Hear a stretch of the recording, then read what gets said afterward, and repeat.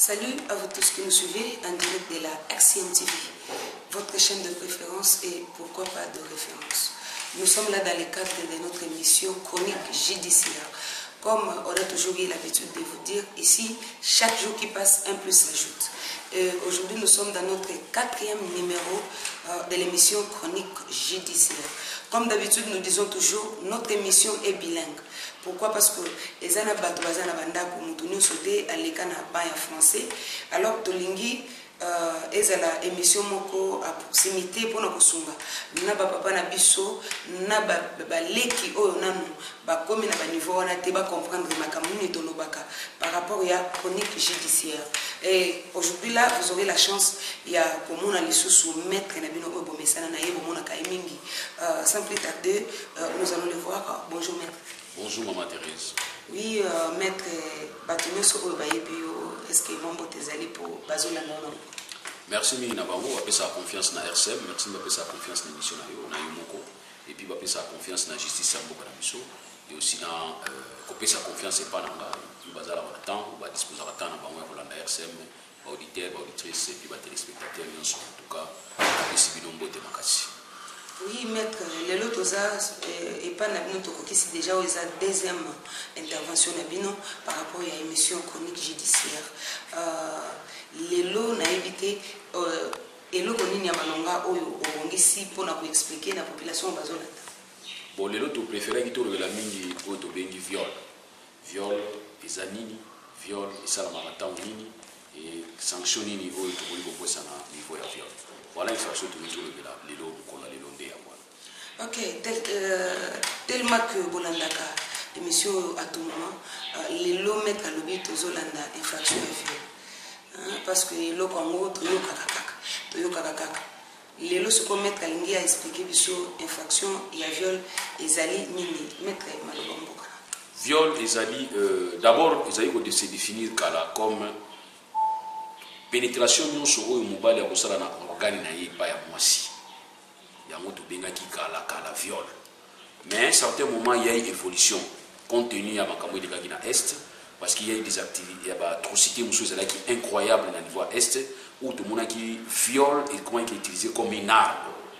Il est utilisé comme une arme à guerre comme Uzi, comme M16 dans le niveau atrocité dans le niveau Est. Où les femmes sont plus exposées, les filles, même les petites filles. Il y a 2 mois, violées. Alors, c'est la raison pour laquelle les législateurs ont renforcé. Pour que nous soyons au niveau Est, il y a toujours les faits précèdent les droits. Et fait où il s'agit qui autorité, tous les législateurs qui ont non, il faut que mais ça, il faut renforcer, le code pénal.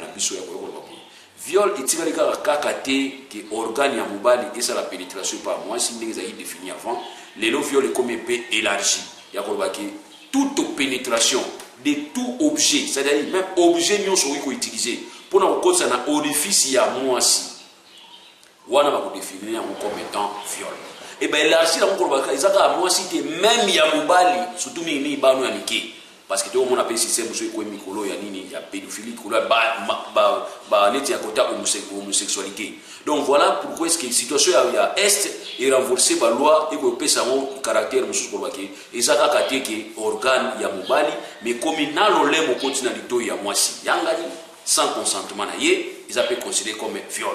Objet nyonso simbibi ko continue lito ya mwasi orifice nyonso les agas c'est pour moi cité mais orifice nyonso vous avez que ça sans que moi si on appelle ça autorisation ton consentement na ye maman il y a un commis élargi et commis qu'on considérer vous allez considérer comme viol.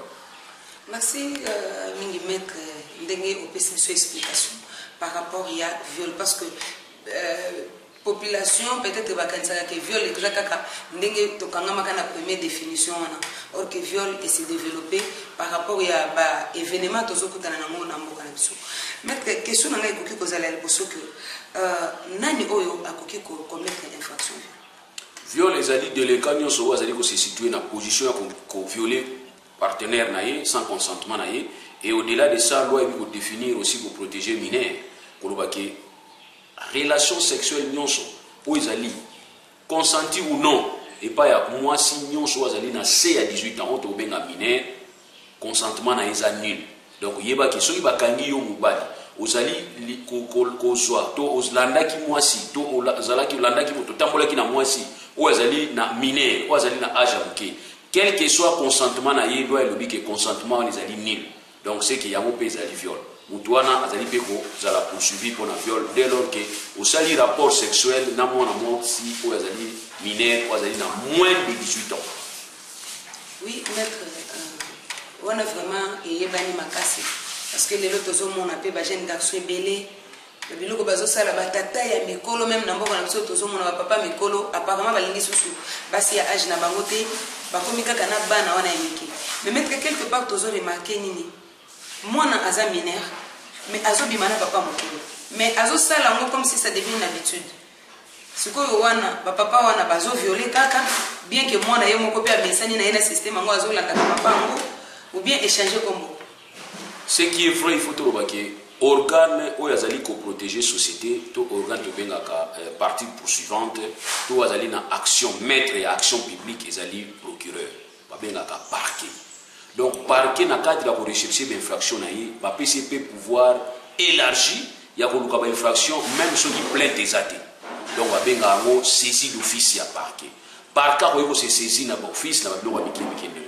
Mais nous remarquons que parquet, malgré l'orientation de PCI, malgré la responsabilité élargie de PCI parquet, c'est comme si parquet est incapable de jouer un rôle normal dans la société.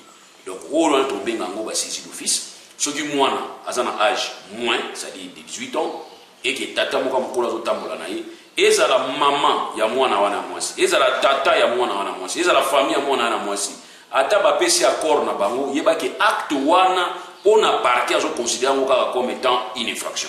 Donc c'est-à-dire on n'a pas besoin d'accord à parents pour moi namuke asala kindumba tout le monde namuke atamulana nkolo. On n'a pas besoin d'accord à parents. On n'en a pas besoin actuellement parce que nous devons être derrière babike nini loi pénale ezali ba strict d'interprétation, c'est-à-dire c'est ngaka ba interprétation moko explication moko te ba justification non. Bo sala yango kaka ndenge loi elobi. Loi elobi ke à rapport sexuel nyonso na mwana ya moins de 18 ans, quel que soit consentement na ye ezali infraction.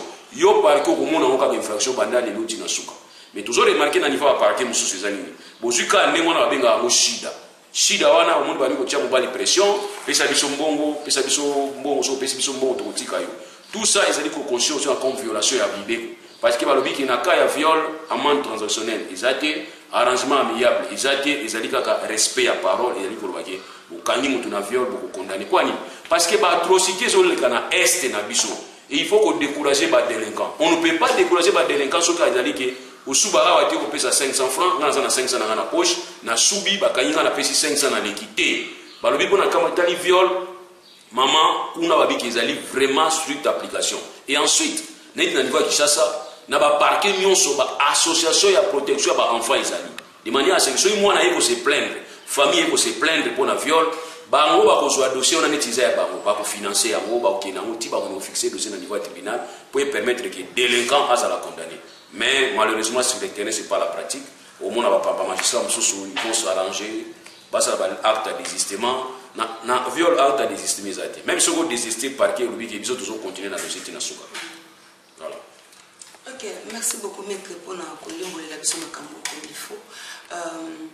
Maître nakati bandako moko balobi mingi tolobi pona ba mineur pona ba makambo o mususu mais curieusement toyokaka ke ba mususu ba expliquer biso koyoka même na kati ba marié ba kolobela pe makambo ya infraction ya viol parce que pona balobi soki mobali pe azo moi si bien que yaye na force ça peut viol est-ce que ça na bon toki na Bible parce que nous avons une culture tant moi si bazo bala yo c'est déjà un consentement oyebi devoir na yo na ndako. Donc je ne vois pas moi si. Donc tu peux savoir dans la culture à partir de Bandako. Parce que Walesa et le côté batufwa bundanango, les a fêtes, va bien gango d'ailleurs fêtes. Alors je ne vois pas pourquoi est-ce que fête faut ça dans la violence. Fête faut ça dans le consentement nous sur les sémonions sont dans les calmes possibles. Donc yo moi si ceux qui oye parmi les na tu pas na pasi, bodali ti bamboa, mboa te na cadre na fini bino mboa mais na mona rabino neti mboa na sens que mboa kama rasinga ya luketo ya kingote. Donc oba okanga mboa na kingo mona normal. Donc okukende ko bala ezane ti singa ko kanga na kingo eza normal. Oh, nous sommes appris, ce sont les devoirs conjugaux. Donc, moi, je ne vois pas pourquoi il faut créer un problème. Mais, saute. Ils appellent le retour pour ma timing. moi si pas vous allez peut-être là disposer peut-être il va le 3h du matin 4h du matin ou déranger pour guinayer tu vois tout ça il va poser problème aussi à refus on est un refus éternel déjà refus quand un jour on a contenu les circonstances alors ce on va la salle on a il y a violence donc bien en viol en ce moment les commis violence faite à la femme donc ça cadre social on a vu que maman ba infraction ils allaient rendre belé bisonné tout le monde a ba infraction sous to bi gara coups blessé escroquerie vol au nignon na dette pe kufuta nyonte comment peut par comment peut infraction nzoki ça infraction te so ngana zana nyona yo to defana kimbongo ukinofunda ngana tiparaki bwana ukinofunda ngana tribunal ukino porter plainte na plainte te ukosala signation na tribunal pour na koluka tout possible bara rembourser mbongo na yo avec les mises en demeure makame belé mais mona yo na yo funda azana nyona nga c'est-à-dire o eza infraction te to komisa ngo infraction to ko classé ngo to bengi ba registre non infractionnel ba fait non infractionnel or procureur général de la République asala ki wa mercurial ko wake il est interdit na ba parquet nyonso fungula ba infraction bani ba registre ya ba fait non infractionnel fait non infractionnel ça infreni ils allaient fait oyo l'état so dans le code pénal azo mona net infraction parce que ba que mutu moko za condamner l'infraction ils allaient qui établi ils allaient qui reconnu comme tel ils allaient qui prévu et poursuivi par la loi mais yo zo lo infraction moko ça l'infraction ya yo moko ya to bi que infraction c'est belé o na ndinga di bala to benga ngo viol te madame parce que so ndima ko bala na moi c'est la procréation et puis vivre ensemble. Alors ce qui est procréation, donc acte c'est que procréation et procréation. Donc c'est quelque part devoir mon co objectif mon walibala aux autres hôtels donc voilà ce qu'on a. Ok, chers téléspectateurs, tu comprendre que le mingi to quand même biso basi wana azo violenga. Alobi awa ezali violence faite à la femme, eza violté na kati ya kobenga ngo viol soki ezana bana o bazali banda o basangage te bazana no mike ma makambo ngo ezokomela bango tango sikoyo viol esalemi ba disposition nini oyo l'état azwa na égard ya bato oyo nyonso baza wana pona ko appliquer bazana sous l'infraction de viol. D'abord viol ezali kamba soni pona mwasi o ba violer c'était so moni ke basi mususu ba viola bango mais bazwa courage ya ko se plaindre te mi bazui courage on se plaindre était pour na ba suite où il est après au monde que victime a comme plus victimisé et victime a comme on dirait moi capital moko pour na ba bato mususu ba inspecteur ba parquet ba police ba magistrat a comme on dirait moi shida ngala benga ngo shida viol moi c'est pour se plaindre comme victime mais il y a tellement bon ni na ko sima viol la motion donc voilà ni ba roulage a temi ni ba tout à la poisse au dossier ndenge mo pe na mususu na mona mais or na selon ba recommandation tout ça na ngo ba moi si vous allez violer faut ça protéger surtout soit à mon amké au moins même bazoli c'est là ba média faut ilongeza ya kokanga ba masquer le nina pour la dignité pour la honneur même yo mukolo tango zali violer zoleka il faut quand même dignité moko ezala ba préserver yango mais pas na biso comme eza shida et botsa ka mbongo na ba shida botsa ka mbongo donc il y a d'autres ba aspect mususu wana te adota na neka ke non ngana shida na ngai ndi na zaboy na ko chantage na ngai monsieur 20 ans de prison ou bien donc tout ça ils allaient ko permettre biso ko tambola bien. Or d'abord la victime doit être vraiment protégée pour permettre à ce que azala bénéficiaire il y a ba droit nyonso ba devoir nyonso l'état au pesa et aussi pour arriver il faut qu'on conformer yango par rapport à la déclaration na il faut qu'il n'y ait pas un médecin légiste c'est pour algo tout possible à déterminer réellement qu'il y a un viol surtout pour na banu bazaki neti ba vierge pour la hôtel soki hymne o ezaka na katikati wana pa basi soki katanaki musupe katana ka yango moko izaba loi nature musupe bakata yango kate faut violer ça la manto rapport sexuel ça mais on a déterminé par un médecin légiste. Maintenant la grande question c'est quoi? Est-ce que tout ça n'a pas matériel auto benga ba technique médico légale? Est-ce que tout ça n'a yango na niveau ya RDC? Est-ce que tout ça n'a surtout na niveau ya Rwanda? Il faut qu'il y ait des médecins légistes. Na États-Unis ba médecin légiste baza aussi ba avocat. Na État musuni za États-Unis. Baza aussi ba avocat quoi ni? Ba yebi procédure ya loi, ba yebi médecine, c'est-à-dire pour nous permettre de déterminer réellement si du moins il y a eu viol. Il y a eu réellement viol. Na poto bazana ba technique na bango to lubia isa vraiment avancé o ya biso na to communauté nanto la mukiti na ba technique wala to zana vraiment na o benga ni révolution de la modernité pour les alliés vraiment révolution de l'archaïque mais soki na donc to zana na cadre moko archaïque nanto zana na révolution te wana na niveau ya makamita ba détection so ba réellement na soki ko yeba soki ba violer na poto za système to benga ba ADN bakozwa miso spermatozoïde bakuti na kati so bazwi spermatozoïde te bakozwa même contact kaka o moi ça sala kina mobali ça dit bazana ba technique même ilamba kaka o ya nataki tout na classifier tout na moi si bakoba ko déterminer réellement voilà les violeurs yeux c'est sûr monique ba vrai violeur bazali nini bazo la sanctionner Mais dans RDC, vraiment, comme il poser un peu problème. Donc voilà. Et ensuite, aussi, il y a délinquants. Nous sommes délinquants. Parce que loi est le bibouille. Toute personne accusée est innocente jusqu'à ce que sa culpabilité soit établie par un jugement équitable. C'est-à-dire, Moutou, nous sommes condamné d'avance. Mais ils ont bénéficié de la présomption d'innocence. Beaucoup de personnes, tant nous sommes à se défendre, beaucoup de temps sur les aïeux, c'est-à-dire le parquet a une mission à charger, n'a qu'à décharger. Mais nous, notre parquet charge, surtout la mission nous a il faut qu'on charge, c'est ce qui tue notre justice. Alors, nous avons bénéficié de la version de fait, la enquête, tout ça, voilà, tu es confronté devant tes ADN, voilà, bah, résidé PSI, bah, preuve médico-légale, et là, qui c'est qui est lié. Ce moment-là, bah, condamné, bah, le dossier va fixer dans le tribunal avec ma pièce, il va permettre que nous la condamner. Mais dans RDC, ce n'est pas le cas. RDC suffit que moi, ça reste comme ça, payé. Maman, mata qui t'a prison dans le Gozoyo en attendant. Maître, et ça, au moins, je suis le lobby intel a violé parce que l'assistant à l'audience moko na baki ba invité kabiso na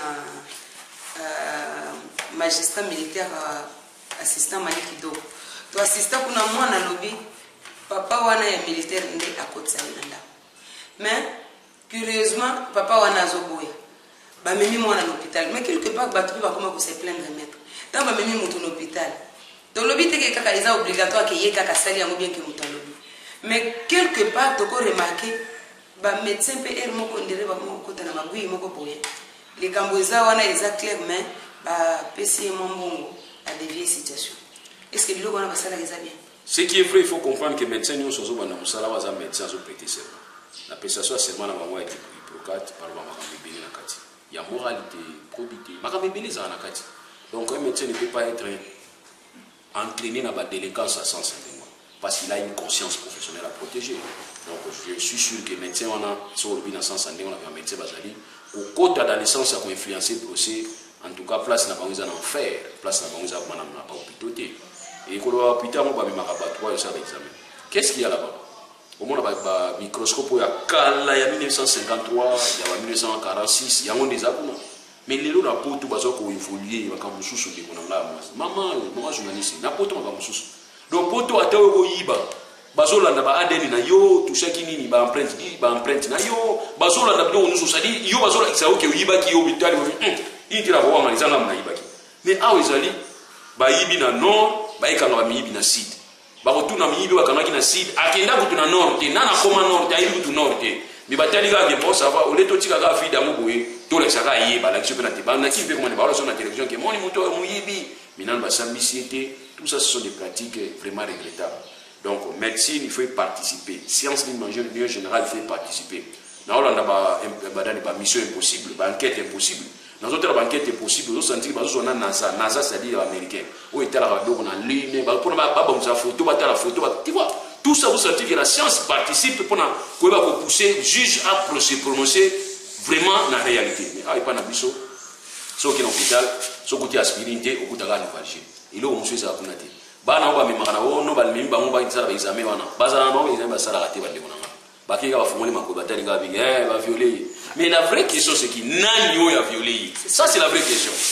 Parce que mon fille wana ça bana ngulu na 12 ans ba kanye na 17 ans na tata moko boyi. Bozo yinkilike banda 12 ans na 17 ans et pas tata ngani wana. Comme ce mwana banda ka banda 11 ans mwana banda ki déjà au fond.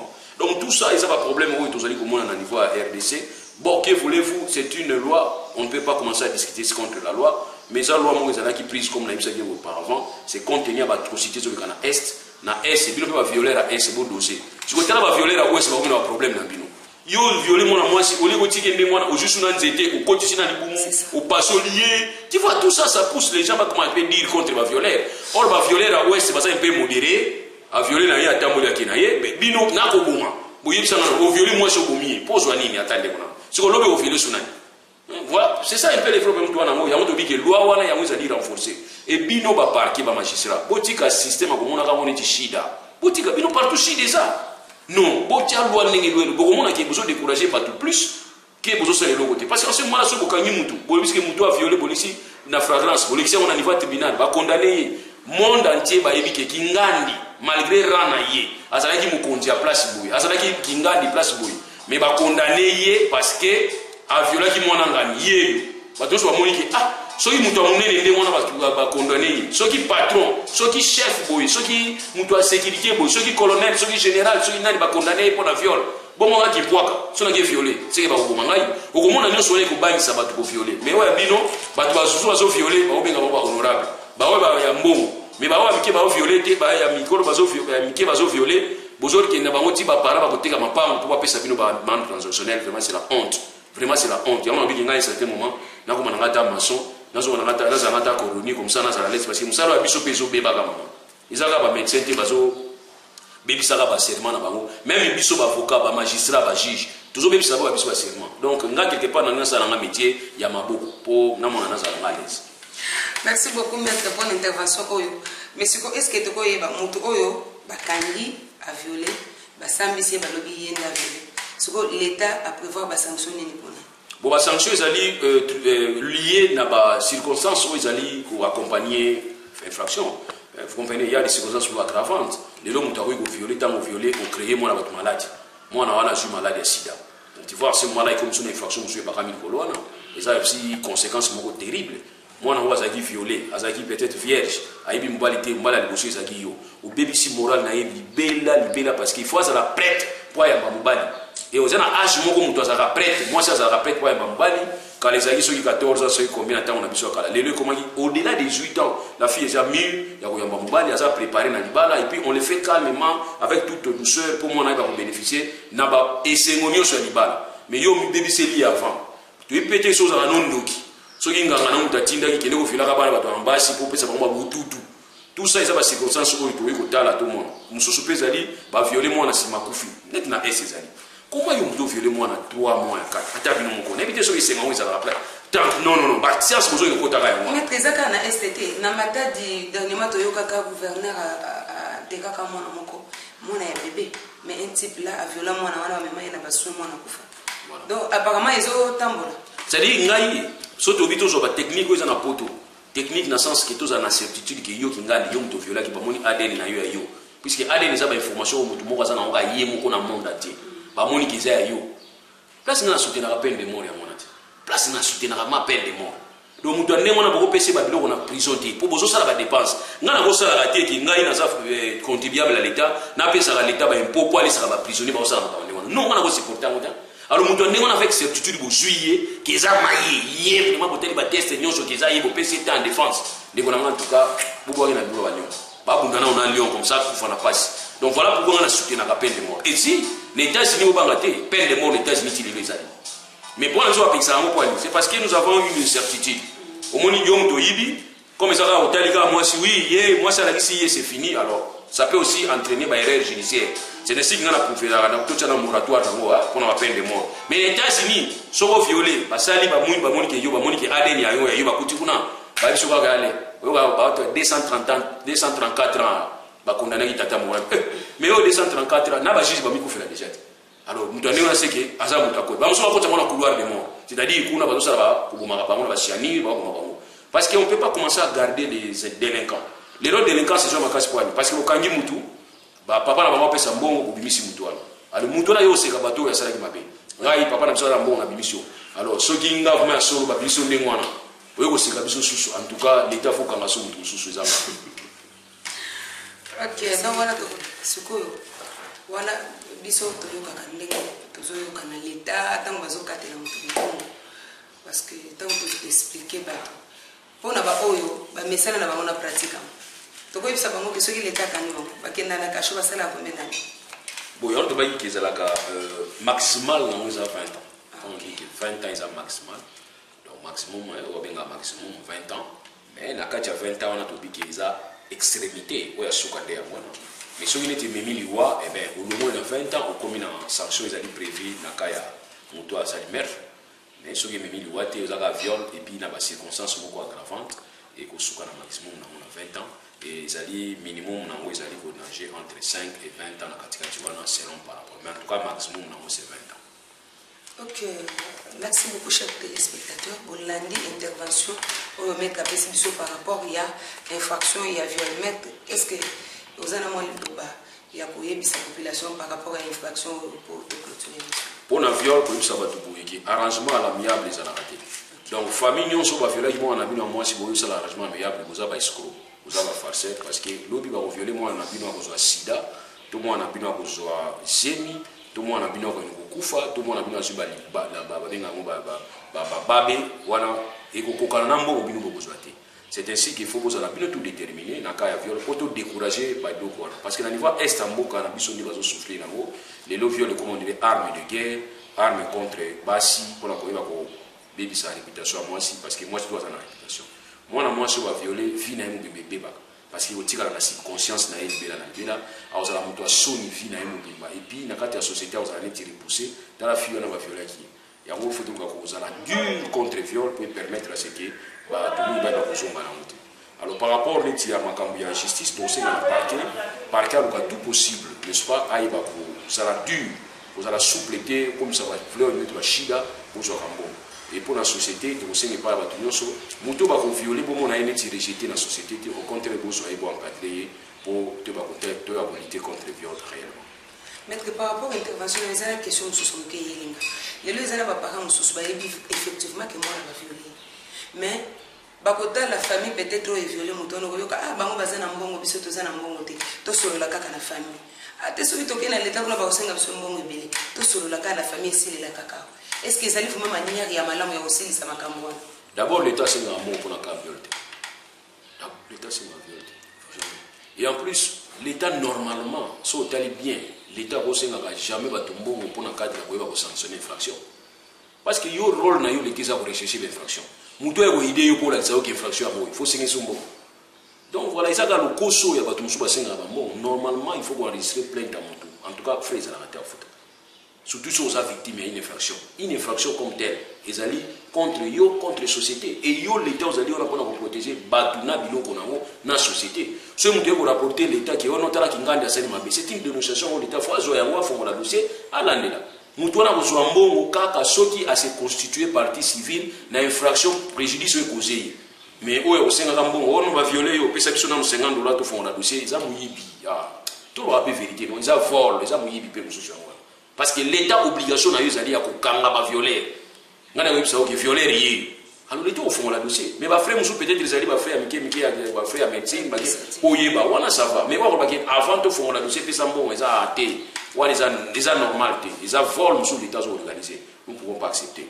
La famille, on va faire ça, on va violer ban napin. Il y a entendu tout à l'heure que moi, on a besoin de sida. Vous sommes sida, donc c'est que batterie de bino sida. Famille a payé l'État soit yébi que yo soit qui bon. Peut-être na yo pe na yeba okanga bino. Parce que pratiquement l'État paye ça avec arrangement à l'amiable exact, amende transactionnelle exact. So yo nous sommes bon, nous sommes bon comment dire. J'ai sous-signé ngai, va violer qui moi en ngai. Il y a on a $1000 et signé tout négocier avec lui. Si vous avez au sombi signé na $1000, to sombi kobe ba moi on libérer na $1000. Vraiment c'est regrettable. Ok, merci beaucoup maître. Chers téléspectateurs, intervention à l'élo à maître Ezala qui mingi l'infraction à bingi viol.